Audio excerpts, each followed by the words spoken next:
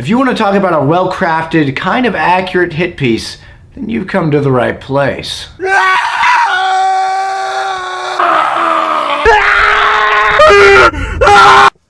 I'm so wasted. I'm sponsored by God. Citizen Kane was released in 1941 and was written in part and directed by Orson Welles. It also starred Orson Welles as Charles Foster Kane and boasted many other great performances from great actors at that time. Brief description of the premise. Basically, Charles Foster Kane has died and some journalists are trying to figure out the meaning of Citizen Kane's final words. This one reporter in particular decides to interview various characters who knew Mr. Kane, and you essentially get to see Charles Foster Kane's life played out through their memories. Now I know what you're thinking if you've never heard of Citizen Kane. Why are you telling me about this old black and white movie, Carter? It doesn't sound very interesting. It doesn't sound like there's many explosions in it. Gosh, probably sucks. Wrong!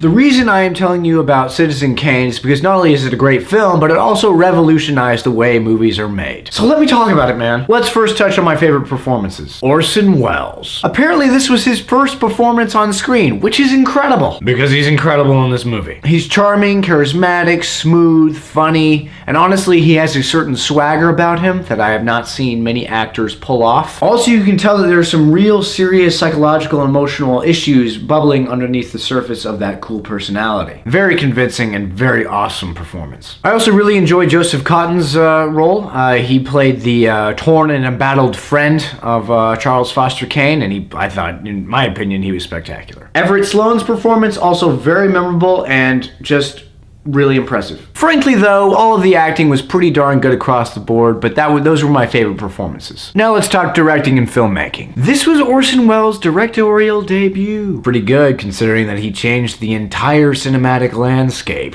Ways that he changed filmmaking. Before Citizen Kane, Hollywood movies were pretty much always told in a straightforward, linear narrative. Welles threw that out the window, and as Martin Scorsese once said, he began at the end, went back to the beginning, somehow in the middle. They also did some really neat aging things with makeup in this movie that I thought were really impressive, and as I understand that they were extremely impressive during that time. I mean, modern cinema owes Orson Welles a lot. I mean, for instance, Welles basically invented the overlapping dialogue scene transitions. He also brought montages, just the use of montages to show passage of time. He brought that to the forefront of filmmaking.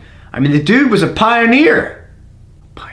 And of course he utilized different camera angles and different lighting methods in ways that they really hadn't been used much before in the cinematic landscape. Essentially, if you like movies, then you have to pay some respect to Citizen Kane. Now let's talk story. If you don't know, Citizen Kane is kind of an allegory slash hit story on the life and times of William Randolph Hearst. Basically, you watch and learn about a man who is pursuing the American dream. The American dream of wealth, fame, power, and love from people that he does not even know how to love. The similarities between Charles Foster Kane's life and William Randolph Hearst's life are pretty striking. I can't go into all of them right now because I don't really want to spoil anything, but after you watch Citizen Kane, I want you to check out these two YouTube videos, alright? Reflections on Citizen Kane and Welles vs. Hearst, the story behind Citizen Kane. I really do recommend you watch those videos because then you'll be able to fully understand and appreciate the history and context of this movie. The real-life meaning of Rosebud is particularly intriguing. Welles took some big shots at Mr. Hearst. Also, the pacing, I thought the pacing was really good in this movie. I was never bored. I was always interested in what was going on. A lot of people say that Citizen Kane is the greatest movie of all time. I disagree. I think it is the most,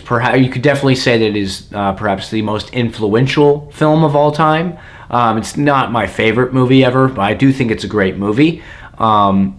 Yeah, and it really did change the whole cinematic landscape. So it is great in that way, but do I think it's better than Braveheart? No, I do not think it's better than Braveheart, but it is a great movie.